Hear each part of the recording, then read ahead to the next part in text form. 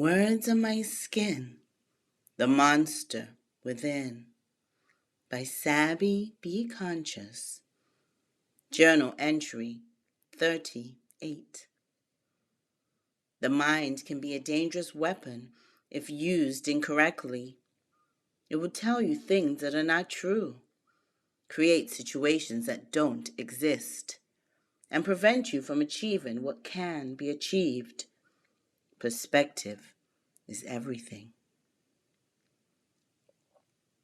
Dear Diary, this is a journal entry where I reveal self-discovery, a point of ultimate openness and vulnerability, of expression that digs deeper than the beginning narrative where I was all in my emotions with lack of hindsight, an expression that reflects on the primary reasons for my failure in the relationship with Nate and the part where I claim accountability, where my ownership begins and my finger pointing in Nate's direction ends. Yes, we began on shaky ground.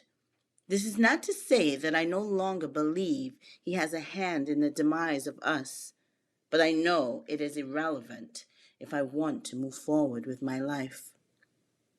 The truth, as I now understand it, having ventured on this path of healing, is I left because I did not show up as my authentic self. My ego convinced me that I left because Nate was inadequate. That was not true. I was miserable, not because of him, but because I was living the life of an imposter. My libido was me, and I suppressed it for him, unconsciously understanding our views of intimacy were not aligned. He bore no responsibility for suppressing my monster, as he stood in his firm belief of what intimacy looked like for him. I, in turn, hid behind a curtain of deceit. His circle could not fit in my square despite his futile attempts. I resented who he was and disliked myself even more for not being upfront in our beginning.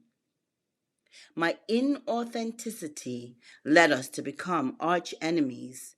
We sought to defend ourselves from each other as a way to nurture our egos. There was never an us, because we always functioned as individuals. We were destined to fall apart eventually. And maybe that was our intent, as our abusive tendencies with words were becoming too great. Silently, I taught him I was unworthy because I believed it. I instigated situations for responses of abuse, which brought familiarity. We didn't grow. We stagnated, then died a slow death. The Worst Part of Me, by Sabbi.B.Conscious. I run from you, understanding that you are no good for me, but yet I see how difficult it is to be my true, authentic me in a world that strokes you constantly. I run from you, afraid of returning to what I was, afraid that our toxic connection will again be my loss. You are the worst part of me, and I understand that, really and truly. I run from you because you are my incomplete part. You strive to be virtuous, but in the midst of your emotional destruction, you rupture chunks of my heart. I run from you, determined to grow past where I have been, insightful of the fact that greatness is a place I have seen, and wanting to experience the reality of that again.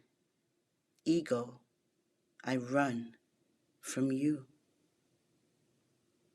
Thank you for listening to Journal Entry 38. Subscribe and join me for my next journal entry. Until then, be conscious.